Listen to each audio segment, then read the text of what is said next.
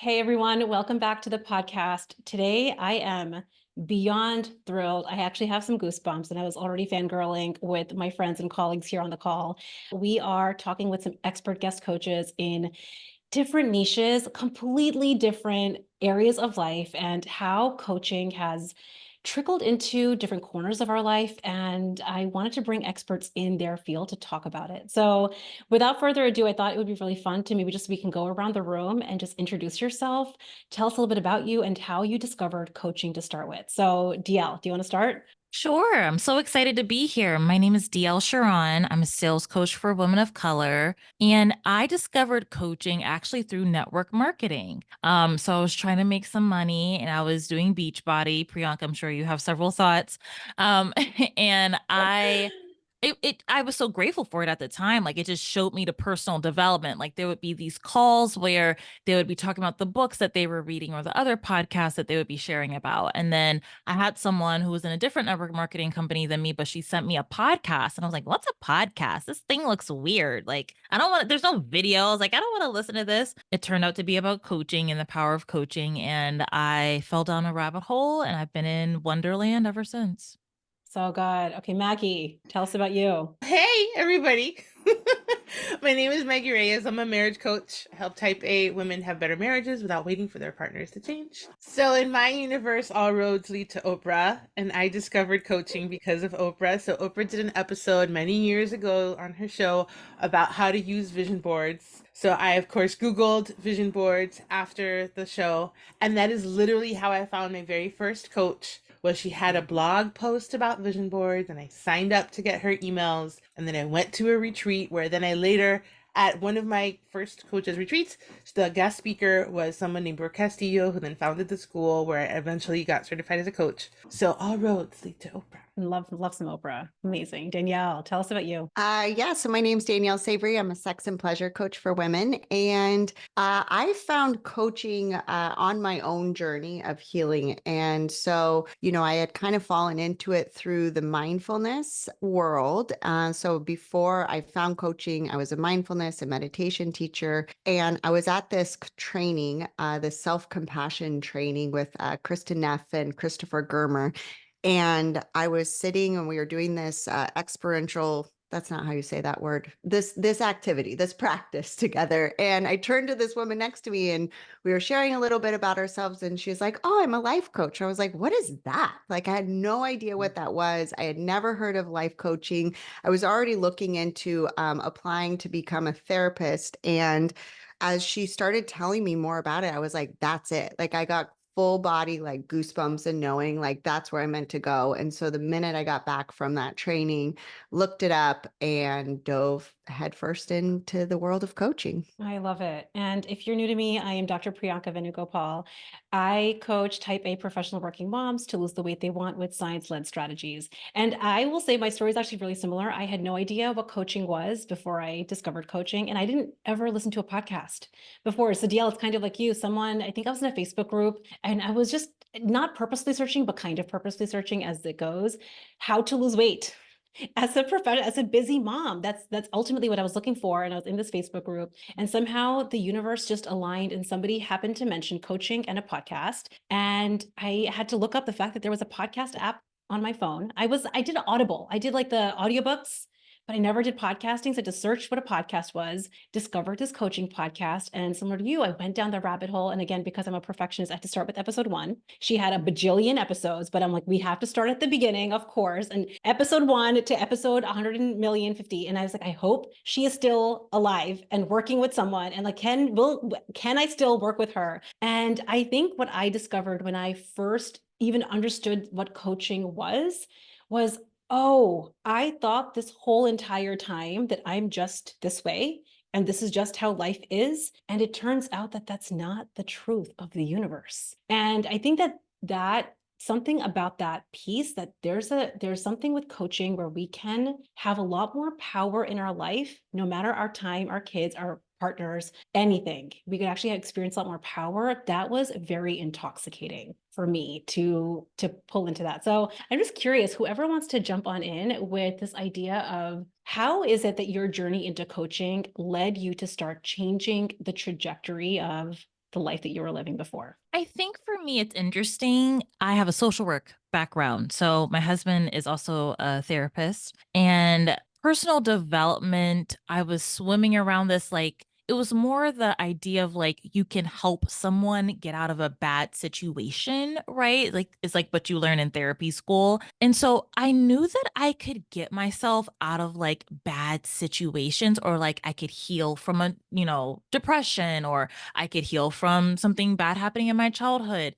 But what I love about coaching is how like the glass ceiling is kind of gone. Like the sky is kind of the limit. And I love like that freedom that coaching really provides. Like I love the forward thinking, and like you can create a lot of different results. You can create any result that you want. You can become any person you want. That was really like massive for me to think about. To think about I can make as much money as I want. I could live in any neighborhood that I want has been really helpful. And even in the things where I feel like I couldn't control, like I got diagnosed with a chronic illness 2 years ago. And I remember having the relationship, and I was maybe in the coaching industry for about 3 4 years. So I had this like glass ceiling removed, the world is my oyster mortality. And then I got sick and I had this illness that couldn't go away, right? Like it couldn't go away um automatically with coaching. But then I realized that another lens of coaching was, oh, but coaching can help me think about this differently, right? It could help me see this differently. And that then removed a glass ceiling as well. And so I think like what I love about coaching is like it just removes like the limits that we put on ourselves. It removes the glass ceilings. It removes the rules that we set for our lives, even in things that we necessarily can't change, right? We can't get any result that we want with it. And also the things where we do have a lot more power and control. So much of exactly what DL said. And I think for me too, coming from like the mindfulness and meditation world, I had created so much awareness. That's really what this world, it teaches you to notice your thoughts and notice your reactions and notice all of these ways that you're showing up in the world. But it didn't give me clear instructions about what to do with that awareness.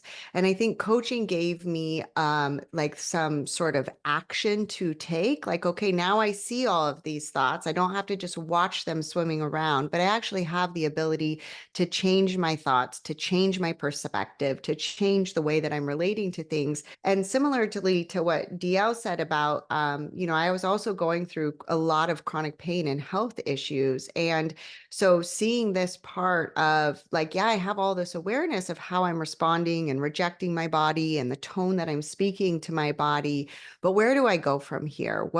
How do I relate to my body and really start to change things, not just become aware? And so coaching really was this pivot point of moving forward and taking action, even if it wasn't like outside action, like mental action inside of my head, changing the tone, changing the words, changing the conversation that I was having with myself that I didn't feel like I had access to with simply having awareness. And so that's what I really loved about coaching, and what was so different from what I had been doing prior with the mindfulness and meditation stuff. That's beautiful, Danielle. I love that. My very first experience, going back to my very first coach, was when I met my own husband. I had this feeling of rightness. Some people have it with their kids or with a hobby where you're like in a state of flow and just you feel like you're in the right place at the right time with the right people. Like I feel right now, I have that feeling of rightness too. And I realized all the places in my life that didn't feel that way. Like I was like, oh, this is what rightness feels like. And no, my job doesn't feel that way or anything like that. And working with that first coach, one of the very first things that she taught us was complete your incompletions. And she said, look at your life and see what there's things in your life where they sort of feel like they're hanging over you. Anything that feels like it's hanging over you is incomplete. What would it take to complete it? And at that time, I didn't have a college degree. I hadn't finished. I went to really fancy, nice schools, but didn't finish them. I went to 2 of them. And I was like, oh, I want to finish that incompletion. So I went to community college and I worked and went to school. And it was one of the most amazing experiences. My commencement speaker at the time was the president of the United States, which is Barack Obama. So I was like, whoa, when I complete my incompletions, really awesome things happen. What else do I need to complete? It was such an amazing experience. And at that time, I had to decide, am I going to stay in HR, which is what I used to do before becoming a coach, or am I going to explore this coaching thing? It seems kind of interesting. And literally it was like my path diverged. And instead of continuing on, I went to coach training. I love that. I don't know whether this resonates with any of you guys, but I am a doer. So I've always been this person. Give me a plan, give me the strategy, give me steps 1, 2, and 3, and you better believe I'm going to get to 1, 2, and 3 because that's how I've always been hardwired to believe that's how we get results. And I think before I understood coaching, I used to underplay the power of our thinking because it didn't feel tangible. I didn't feel like, where's the step 1, 2, and 3 with our thoughts? Kind of speaking, Danielle, to your point around like, I can be aware, but okay, now what? How does this actually impact my actions? And what I think why it felt so intoxicating and why coaching felt so intoxicating for me is I started to see how the thoughts we were having about, at the time, my son or my husband or my family, or definitely my life as a physician, how my thoughts and my perspectives about these parts of my life was trickling into how I was showing up in my life. And I'd been spending so much of my time with this good on paper experience, but I just was not experiencing it well. And so I'm just curious for all of you, at what point did you start to feel like coaching is both actionable and also this marriage between the thoughts that we're having and how it's really driving us to show up the way we are? For me, like I said, it almost felt like that right away. It was like that missing piece for me. And also by like looking at the thoughts at a deeper level, it increases your awareness, right? So it's like when you start to notice how your thoughts are linking to your behaviors. And for me, noticing how my thoughts were linking to my symptoms, which was really, really fascinating, was then I could start to see how much power I did actually have. Maybe it wasn't to eliminate everything that was going on, but how these small switches in the way that I was approaching my body, approaching my thinking, approaching my behavior, my husband, whatever it might be, that those tweaks, when I made them, when I saw them sooner in the day, when I saw them in action, not just like in retrospect, which is a lot of what our awareness is at the beginning, right? Is looking back and then noticing, oh, this is what I was thinking there. I see these actions, you see it play out. But the more I started to see this pattern, I got to catch it during and in action. And then it was this, automatic pivot point of being able to start to turn towards what I wanted, turn towards what I wanted to create, turn towards some more of these practice thoughts and practice behaviors. And as I did that more, and as I really started to shift my tone around what I was doing in my life, I also started to notice differences in how my body felt and how, I not just like physically felt, but also how I emotionally felt. And that was, such a huge unlock. I know for so many people is starting to see how it actually impacts our body, and it impacts our emotions, which then of course impacts our behavior. But that I really did have way more control than I thought that I did.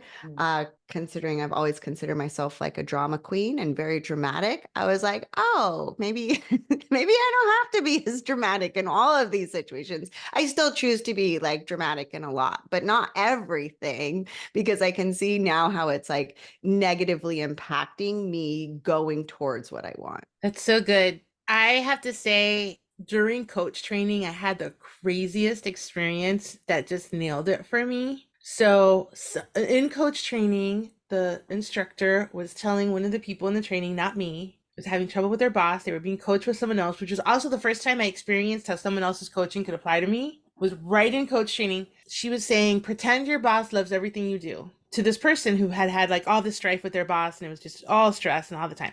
And at the time, I was also having strife with my boss, and I was like, pretend she loves everything I do? I don't know. That sounds pretty wacky. And I want to say I was super skeptical, and I was not like, there was no Kool-Aid that I had drunk or anything like that. I was like, I'm going to try this thing because this woman said it would be a good idea, but I was very skeptical about how that was going to work. And I so vividly remember I used to work in HR, so we had hundreds of emails every day. That was like my life was going through emails. And I got an email that would normally have activated me like 0 to 60 in like 30 seconds, right? And I would have like popped off a reply with all of the emotion that you could imagine that would take. The And drama. all the drama, all the All of Danielle Danielle's drama, a little bit of Maggie drama mixed in. So I paused and I looked at the email and I said, how would I handle it if she loved everything I did? And instead of my react reply of right, all the things that I wanted to say, instead of doing all that, which would have created 50 emails back and forth throughout the day, right? I know that future. I have lived it before. I said, hey, why don't we meet? And I'll show you this thing. And I remember having a stack of folders. I don't remember what it was about, but I just remember there was a big stack of folders involved. And I said, why don't we meet? And she said, yeah, great. And I went to her office with the stack of folders, and the most surreal, wacky, unexpected thing happened where she asked me for 1 minute about the folders, and the rest of the conversation was something like totally innocuous, unrelated, her personal life, who she was dating, what was going on. And in that moment, I was literally sitting there looking calm and engaged in the meeting, but thinking, this coaching thing, it really works. You change your thoughts, you change your reactions, and you create a new reality. Like, there it is, right in front of me. Because the other reality of going back and forth on email and being snippy and all that, I had lived that. I knew those were well-worn roads in my brain and in my actual experience. So that is when I was like, there's something to this. Oh, I love that story because when it's like one of those things where you can hear other people's stories and how things have worked for them, but then when you experience it, actually, this is for some reason, I don't know why the story is coming up, but Dielle was coaching me on discouragement. And I had so many circumstances that are in my mind. And this is me being a coach, being an experienced coach now. And I just couldn't see what she was seeing. So I was sharing with her certain facts that really felt like facts. This is just what it is. This is the reality. And Dielle, I remember you said, I want you to self-coach on your discouragement for 30 days. And I was like, 30 whole days? You want me to think about my discouragement? Why are we doing that? And I think what was so fascinating, this happened, I think by day 3 of this exercise, because I'm, again, a good student. My coach said to go and do this assignment. So I'm like, gonna go step 1, 2, 3. And by day 3, the power of that exercise and just believing in her coaching of the moment just opened up so much for me in my experience with discouragement. And I had the realization, which is I am over the next 50 years likely going to experience discouragement again. Turns out that, as a high achieving person, I'm going to go out for big things and have these big goals. And it turns out I'm going to experience discouragement again and likely make mistakes and likely get it wrong. And my husband's going to annoy me and my kid is going to worry me and my time is going to feel stretched thin. It turns out I'm going to have 50 more years of that. So what would it be like if I changed my relationship with that part of my life? And I think Dielle's exercise, and this is one of so many now with coaching, where I'm like, oh, if I don't have to keep fighting my reality, if I don't have to keep fighting the reality of it, if I just made a little spot for it in the back seat, it wasn't so dramatic, right? In that moment of feeling the discouragement, which would always drive me to micro quit in small ways. What's the impact of that? I just feel like it's been so transformative for me. I love that. I call that exercise like cleaning out the barrel, right? Like getting in the nooks and the crannies of like one really stubborn thought. And like you see it 100 different ways if you coach on it for 30 days straight, right? And I had a similar experience as far as going back to the original prompt of like how coaching can actually change your actions and like you do different things. I have really 2 things. I'll give a business one and then a weight loss one. I wanted to quit my job for a very, very long time. I did not have the identity of an entrepreneur though. And so I was posting and trying to grow my business for a very long time, didn't see the shift until there was one day I was coaching with the amazing Catherine Morrison. And she was like, what would an entrepreneur do? And I was like, oh, an entrepreneur would save up to be one, right? Like it would start there.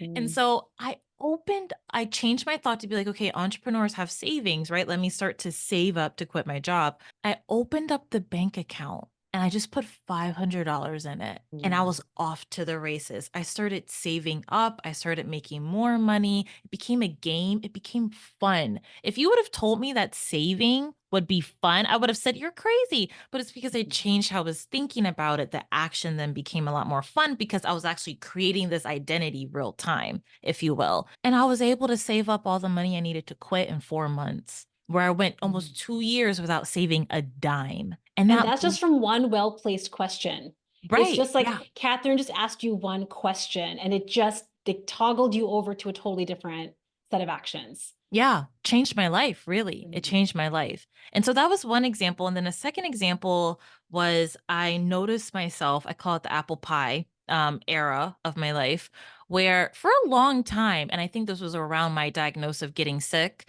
and I was buffering, which is something that we learn in coach training. I would order an apple pie from McDonald's. We have a McDonald's like 5 minutes away, and it will come in 10 minutes with Uber Eats, and I would sit on the couch, and that's how I would decompress, and then the weight started to pile on from there. And I was just like, DL, you're stressed, you're grieving, you're sad, right? There's something going on. And the thought that shifted for me was, this is not how you handle your stress anymore.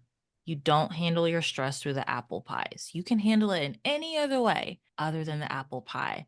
Kind of cold turkey, I stopped eating out as much. And it wasn't out of like force. Like I literally changed my desire, right? I changed my Mhm. urges, which was a completely different way of approaching changing my habits. I lost 15 pounds in about 6 weeks. It was very fascinating. And so I think there's so many ways where coaching and changing your mindset can be extremely actionable, right? And I think it's Mhm. also trusting that if we change the brain, the body will follow suit, sometimes in a positive or in a maladaptive way. I actually think about this idea where I think a lot of times we have these thoughts around, and this could be any area of our life, but I deserve, fill in the blank, or I just need a break, or I, deserve to have my partner talk to me in a certain way, or I need my kid to behave a certain way. And I think all that's happened over many years, just so much of the messaging we've gotten for so many decades, we've just married certain reactions to that thought. So I think for me too, food was for me was Cool Ranch Doritos with Kraft cheddar cheese and a big glass of wine and Netflix. That was my way of treating myself after a really long day. And for a long time, I just had my reaction to the thought, I deserve a break, I deserve care, what about me, was with food and alcohol. And what I think has happened over the years and with coaching is, what if I didn't have to throw away the thought, which is I deserve a break and I want care? But what if I divorced that from the maladaptive reaction, which is overeating when I'm not hungry, or drinking when over drinking, or maybe yelling at the kid, or snipping at the partner, or just disconnecting from reality? What if I didn't have to have that reaction to the thought, but actually got so curious about this desire that I have, which is to have a break, and actually think of other ways of creating that? I just think it's like the analogy that I think about is, you get to have your cake and eat it too, pun intended, right? Like, you get to start to have and learn the third road. It's not all or nothing. There's this third road available to us when we start to push ourselves to find the third road. I love what you're saying. And I love, so much of how coaching really does allow us to create that pause, like you were saying, Maggie, and with all of us on our journeys, is like that pause and like, wait a minute, I can look at this a different way. Now I know where this leads me. Now I know where thinking this again is going to take me. And in addition to that, I think for me, I really did find so much change when I implanted certain thoughts or certain ways of being on purpose. Who am I stepping into? Like, who am I waking up to each morning and intentionally stepping into?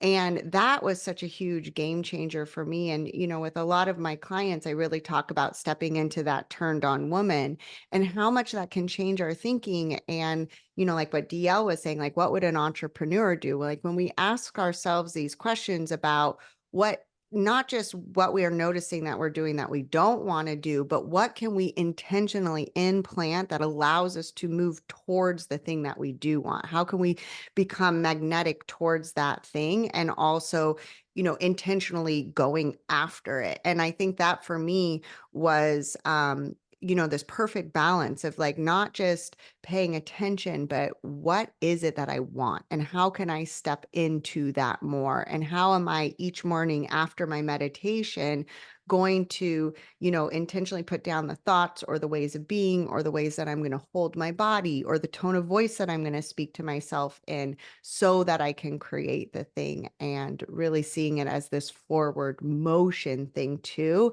And that is such an action oriented thing. It has us picking different clothes. It has us, calling somebody that we wouldn't normally call out of this place of like courage. It has us sashaying through the world with more pleasure and sensuality. Like it has us doing all of these things that we might not be doing if we were just responding and reacting to the way that we're normally being. I'm kind of curious for all of you because I know Dielle just shared this, and Danielle, you said, what would an entrepreneur do? Or Danielle might be, what would a turned on woman do? For me, it's what would someone at their dream ideal weight do? And my first answer, if I had met myself back in 2018, 2019, when I was at my heaviest, it would have been, I would have to cut out more. My answer would not have been my answer now. I know what my answer is now because I know the real solution to solving the problem. But my answer back then would have been, oh, what would somebody at their dream ideal weight do? They would just be more disciplined and they would just not eat all the crap and they would just cut the calories and count the points and stop eating French fries. So I'm curious how do you resolve that? I mean, we learned this from the one and only Brooke Castillo, but like your desires are different. That person's desires are completely different. So, like, an entrepreneur likes to save money, right? Like, that's their desire. So, then where can I then create this desire within myself right now, right? Or it's like the apple pie example I shared was like, oh, my future self doesn't even want the apple pie. Like I just remember Brooke Castillo when she's talking about her over drinking, she's like, I had to realize that the person who doesn't drink doesn't even want it, right? It's like, it's not even a desire from them. And that changed a lot of things for me, thinking about how can I change my desires? How can I change like what I go after and like what I want? From like a low key, like primal level. Like, what are my urges? What are my desires? What are the things that I want? I just want to chime in because what DL said was so interesting to me because that lesson that Brooke taught that said a person who doesn't drink just never thinks about alcohol. I don't drink. And I was listening to her say, I'm like, yeah, I never think about it. It doesn't cross my mind. I have no interest in it whatsoever. It's just not a thing in my world. And so to receive that teaching from the point of view of the person that was like, yeah, I can attest to that. Correct. Right. It was so powerful for me on the other side to be like, oh, so the person who, like, I don't know, runs a business, she just runs a business. She thinks everything through the lens of the business that she's running, or like the mindset of the person that has the result, right?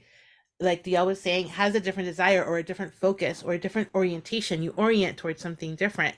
So for mine, it's what I give as homework a lot is what if we talk to each other as if we love each other? Because a lot of times, Let's just pretend for a minute. No, as if we love Yeah. each other, then how would you approach this with your honey? What would you do? How would you say it? And it's like, oh, because the person who loves this person is not going to start with the worst thing they ever did. They're going to start with like, hey, that must have been hard. What's going on for you? What's happening? And so I just love that the others, like that we have both sides of that equation and how powerful it was to hear from both sides. I really love that. The example I'm thinking of with food and weight loss was when I realized, oh, I can actually like I might want the Cool Ranch Doritos with the Kraft cheddar cheese, especially when I'm having a really tough day or my kid's giving me a really tough time, or I noticed my mind be like, there are some Cool Ranch Doritos in the pantry. They are there. And oh, what if like that thought has no power anymore? Like I think before I used to have a sentence in my mind and I just thought that was my reality. And I think what started to shift for me, it only happened because of implementing coaching, actually getting into the coaching. It was not an intellectual exercise. Somebody could have told me that I would have just gotten. I had to get coached on it. To see the sentence in my mind is what took away the power. I'm like, of course, I just want to break from my kid or from my husband. I just want to break. Okay, that makes so much sense. It doesn't have any power anymore. That was what it was for me. Somebody that loses the weight they want, that's living at their dream ideal weight with ease, doesn't allow those thoughts to have any power. They're normal. They'll come and go. It's almost like it just kind of comes in one ear and out the other, but it doesn't hold the power that it used to. I think that was the part that really drew me. I was going to say for me and what I'm helping a lot of my clients with isn't necessarily like the words or the sentences. It's the tone that we say it and the way that your body responds to that sentence, right? Well, there's like, I'm going to have sex tonight. Ugh, I'm going to have sex tonight. I'm going to have sex tonight. Like there is this tone, and like for the turned on woman, like there isn't a tone that creates pressure in the body. There isn't a tone of saying this sentence that makes your body coil up or, get into guilt or get into shame. There isn't the shoulding. And so I think that is so important. Like when we're talking about how would this person be, it's like, how do they also feel? How do they feel in response to what's going on in their brain and in these thoughts? And, for my example of like the turned on woman, like she doesn't feel pressure. Well, if you don't feel pressure in your body, if you feel desire, then it might not necessarily be a different sentence, but the way that the sentence is delivered and then the way the sentence is received is completely different. And so really understanding that it's sometimes those nuances, because on the surface we know a lot of these sentences like I can eat better, or I can eat healthy, or I'm this healthy person, but it's so different when you're like I can be healthy, versus like Mhm. I can be healthy with like this like playful light, like, yeah, that is a choice to me. That's totally available. Then it doesn't become this should, but it does have that ability to move into the realm of desire. I love this idea around changing the tone and tenor of the conversation. I actually Yeah. found, I think one of the reasons that I used to be on the roller coaster for so long, just in lots of results, but especially weight loss, was how I handled mistakes. So I'd make a mistake and I had a lot of should. You shouldn't have done that. If only you hadn't done that, then you wouldn't have to deal with this. If you had just done this part of the strategy better. This is with business too. This is with like every single corner part of my life. And I realized I would never talk to my daughter this way. If my daughter, who at the time was like just a little baby when I first discovered coaching, if she messed up or made a mistake, I would never say, like, you asshole, I can't believe you did that. Never say that to my daughter. Yet, like, why do I think I can say that to myself? And I think I had no idea that, because I'm an optimistic person with this glass half full personality, that I was actually being so unkind to myself in these little tiny little ways. And that was the key for me to realize, wait a second, there's gonna be 50 years of mistakes and 50 years of all of this is gonna happen.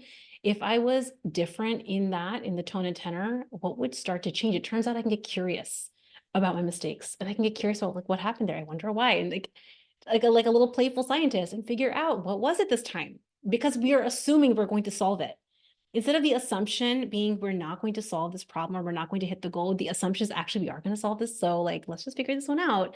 It just changed my experience as a mom. And that actually kind of brings me to my next question. For me, I entered coaching because of weight loss, but I changed my experience as a mom, as a wife, as a physician. I mean, in so many areas of my life. So I'm curious for all of you, you got into coaching because of something, pulled you in, but how did it change a different area of your life that you didn't initially come into coaching with? I want to go first. Let's do it, Maggie. I have thoughts. So it's so fun to be doing this interview with one of my closest friends, Danielle, because one of the byproducts that I've had from coaching is some of the relationships that have changed my life so profoundly. And when I first met Danielle, we were at a retreat about retreats. And I remember looking across the table thinking, wow, she's really cool. Just like my inner little girl was just like, wow, I wonder like what it's like to be a friend to someone so cool, right? And now, like so many years later, and we've gone through so many things, and she's seen me at my worst, she's seen me at my best, she's seen me cry, she's seen me succeed, she's seen me fail. And so never in a million years when I Googled how to make a vision board, right, did I think that I would have some of the relationships that I have now with people who are present for all of those different things. And she and I have literally met when we were starting out and like weren't the people that we are today. And to have someone witness you through all of the ups and downs and winding roads of life is such a priceless gift that following the path of coaching has given me. Just in the friendships and in the sense of community and the sense of being held, that is I could not have ever imagined such a thing. And I have to tell you one other quick one because it was such a dream come true. And for everyone listening, it's just like you go in for the thing that you want the help with, but the byproducts are amazing, and everyone will have different byproducts that are so meaningful to them. So many years ago, there was a tweet about an interview on XM radio with my favorite talk show host when I was growing up, besides Oprah. The Latin Oprah is this woman named Christina Saralegui. She's retired. She was on for like 25 years in Spanish. And they tweeted that they were going to talk about marriage And I was like, I could talk about marriage in Spanish. I could do this. So I tweeted back or replied or whatever, and the producer called me, and I got to like literally meet one of my childhood idols, right? I got to go to the studio for XM Radio. I was on a panel with the editor in chief of People en Español, which was like so fun. And I was there the whole time, looking calm and professional. But in the inside, I was like, this is amazing. Right. And so those are the things that when you become a person who thinks, what's possible for me? Like my thought was, I can answer that tweet. Right. I love when Dielle said the glass ceiling just breaks. It's a thought as simple as I can answer that tweet. And then you have a whole new experience that would have never been available to you before that.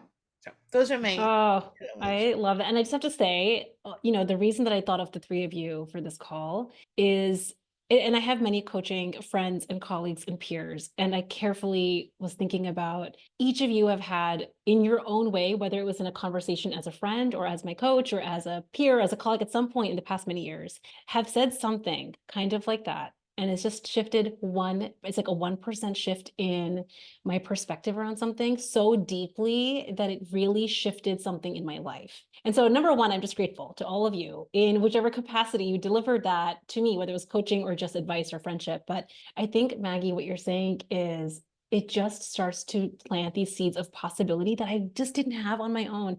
On my own, I think of myself as this I'm a practically minded person. This is how I tell myself. I'm practical. We go back to step 1, 2, and 3. But I think what I didn't know I needed, which I needed, was planting seeds of possibility that I just could not visualize because I had not lived it or dreamed it. Like I just thought about my family, my background, like nobody in my life has done the things that I want to do. And what I think these conversations and coaching has done is this planted a seed of possibility. Like, what if this was possible for you? Just what if? And I'm like, wait, really? Me? Little old me? Is it possible for me too? And then all of a sudden, because of that question or the seed getting planted, I just start doing one little thing different. And all of a sudden my life is totally different. I would never have imagined right now, 5 years ago, that I would have left medicine and I'm a full-time entrepreneur and I'm a coach and I'm sitting here talking to the three of you. Never in a million years. And yet here we are.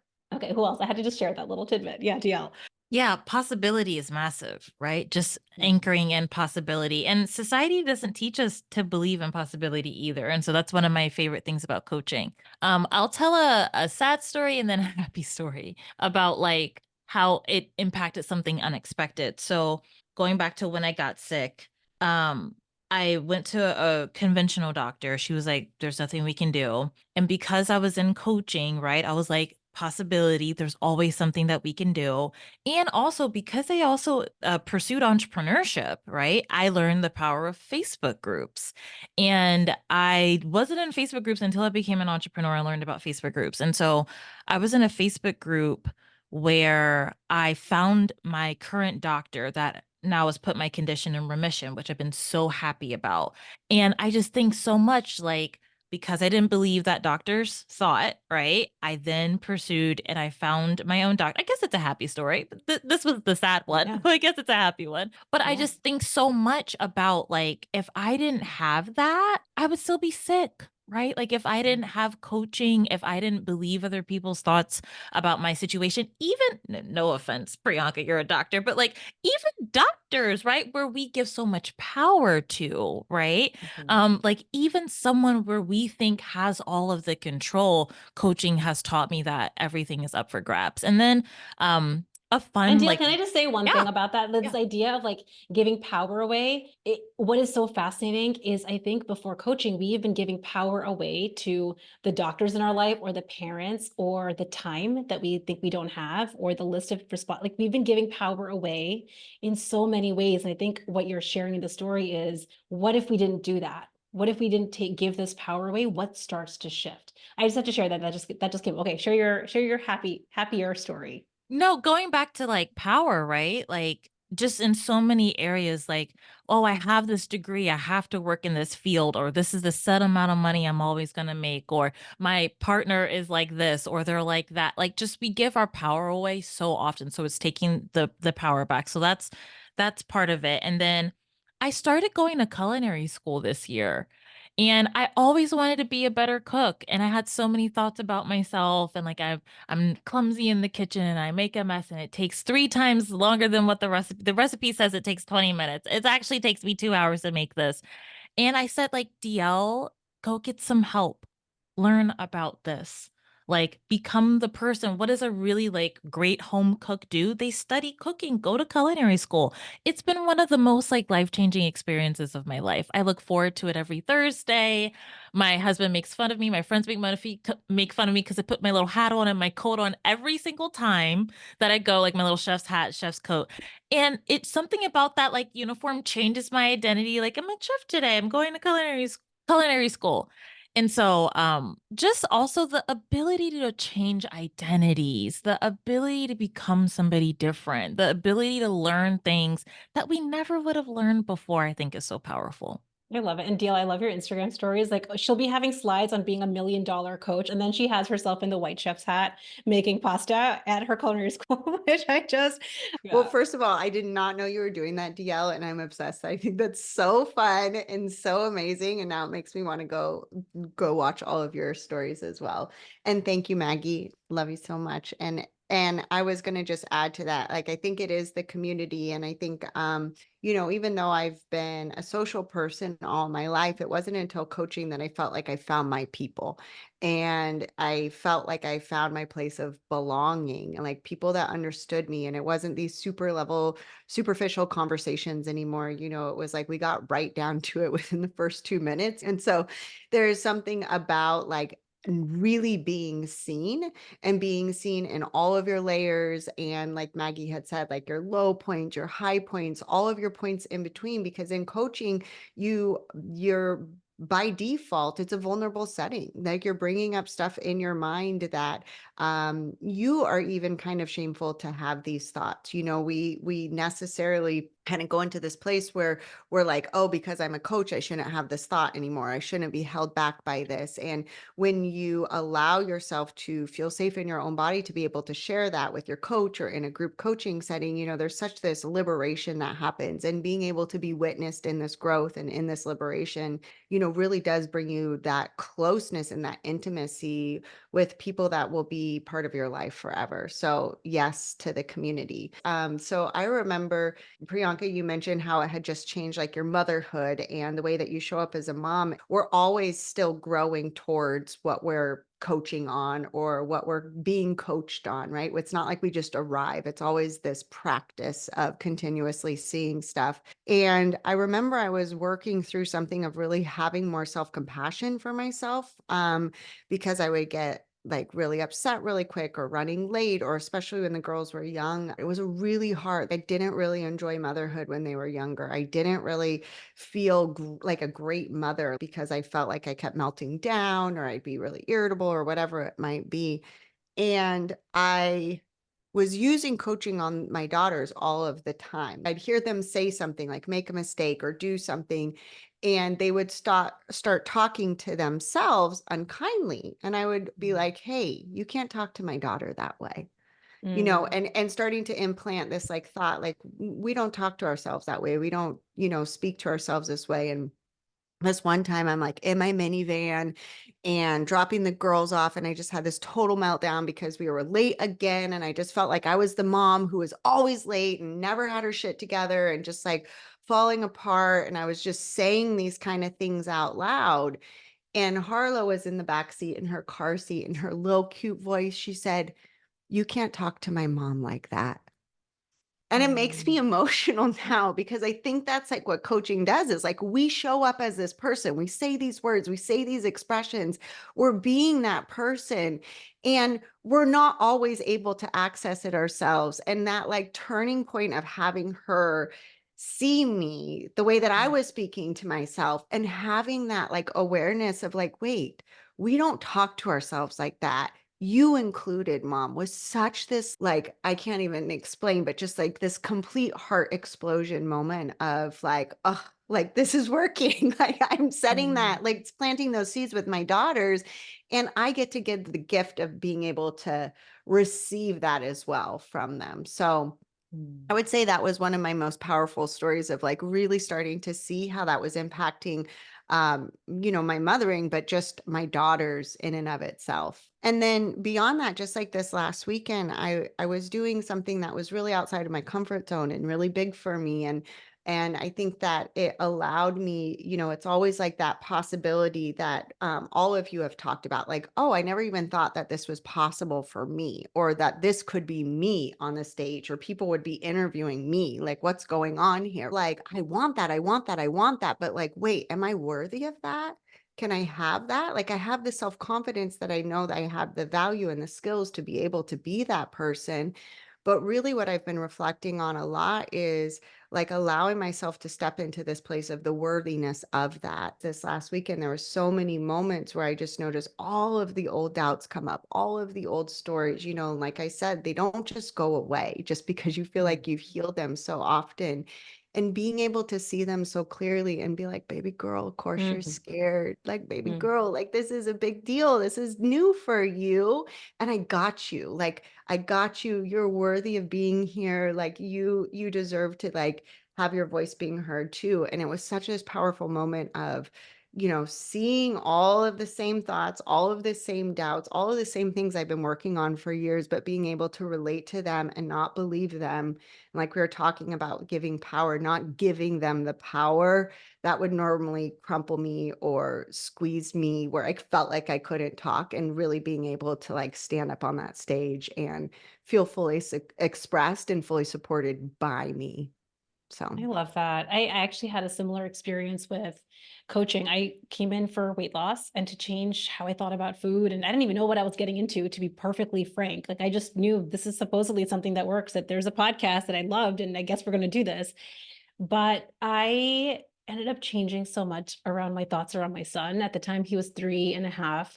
And I had so many thoughts about him just being different than the other kids and him being more of a challenge. And me as this busy physician who just maybe didn't have enough time. And am I doing it wrong? It must be something that I'm doing. I had so many thoughts around just my working mom life and how it was impacting my son. And I finally got to the point, just because of what we've been talking about, the thoughts that I was having about him, and the shift that I made was just starting to see him for who he is, this special little 3.5-year-old. Now he's 8.5, which is crazy.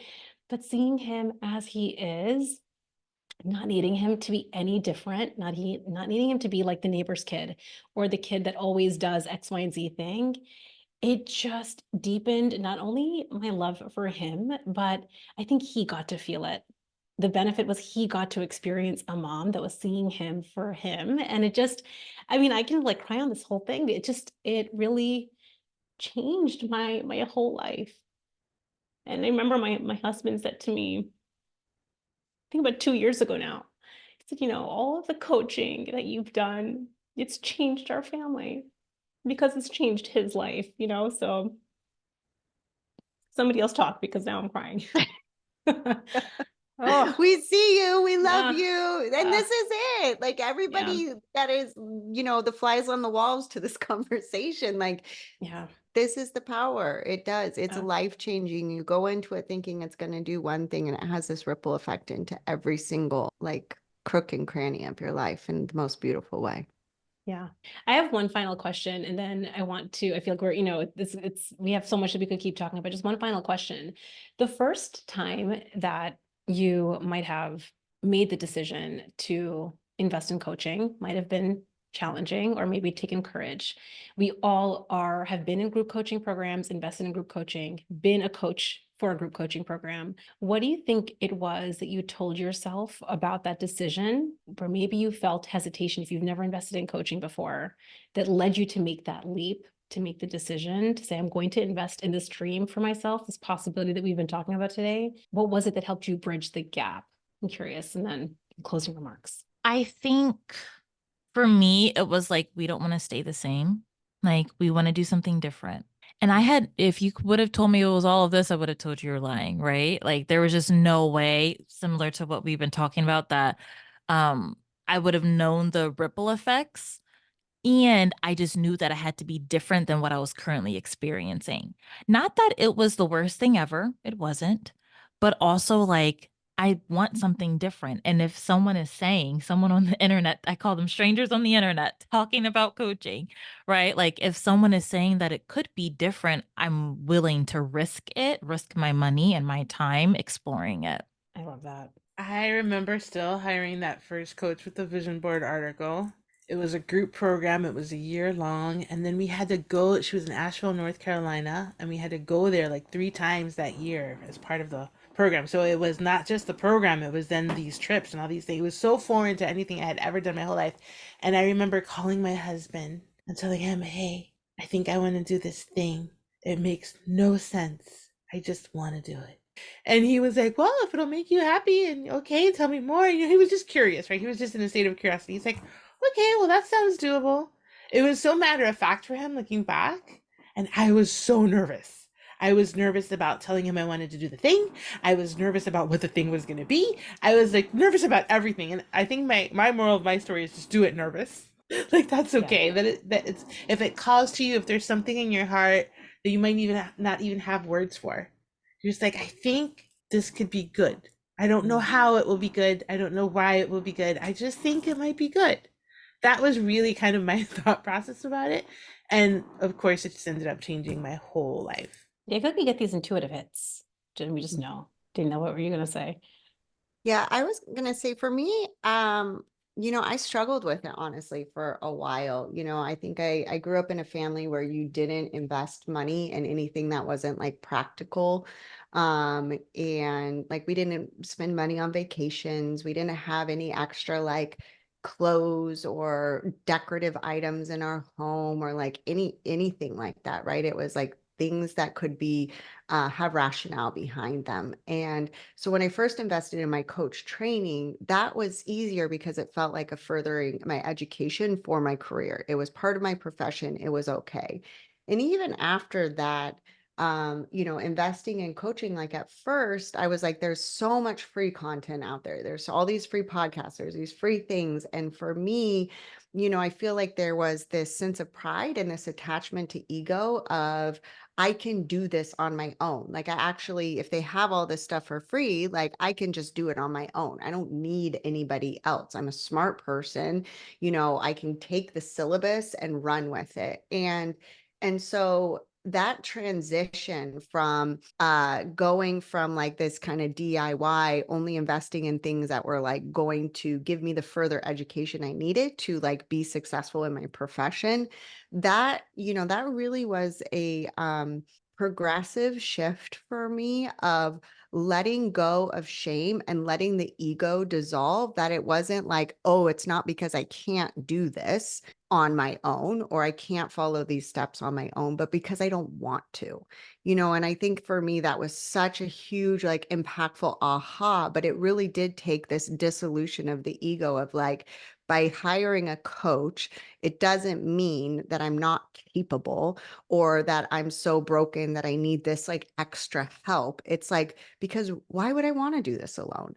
Like there's all of this, there's this person who's an expert who could really like hold my hand and help me get there and also just feel supported in this journey. Like, why wouldn't I want that? Like, why would I want to sit here and toil and struggle away being alone when I felt alone in so many other regards in my life? Like, let's go ahead and do this on my aloneness too. And so I think for me, it was progressive.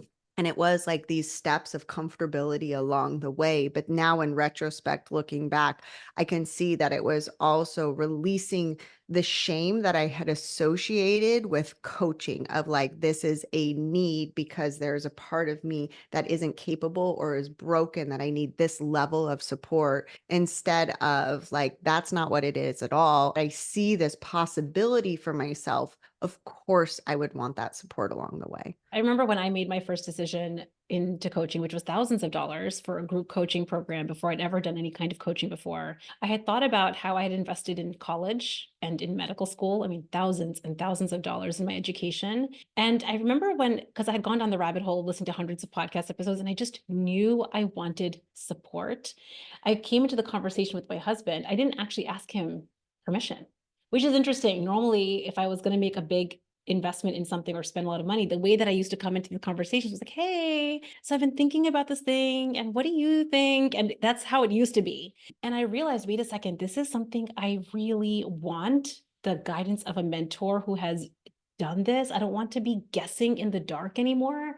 I want to mess up and have someone tell me how to get back up on this. They've done it 100 times. I want them to help me. And I remember the way I had the conversation was so different. It was, this is what I want. I hope you're on board. It was crazy because he was like, oh, oh, okay. Yeah, yeah. I mean, I don't even know what you're talking about. That sounds amazing. And it's just so fascinating how the desire and wanting something without the shame, without the, oh, I should have been able to figure this out on my own, is what led me to make the decision from such a place of just joy and delight. And Maggie, I think of you because you always talk about like happy decisions, like making this decision from a place of happiness, not because you have to, or because you think you should, or you need to have a coach because you can't do it on your own. Like that's all so heavy, but like how joyous and how amazing and how exciting and what love and truly you press that button to say, I want this, and you feel this relief and joy kind of mixed up into one.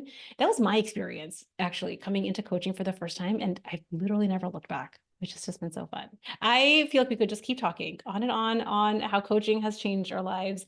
Thank you guys all so much. Dielle, Maggie, Danielle, for coming on the podcast today. And maybe we'll do another one day soon. But everyone, I really appreciate you all listening in on this conversation. And if you were inspired or struck by anything, I hope that it's that possibility is available for anyone listening in any field of your life. We're talking to coaches in so many different areas, and that's possible for you. So thank you guys all for being here. It was amazing, and we'll see you guys at the next one. Thank you. Thank you. Bye, guys.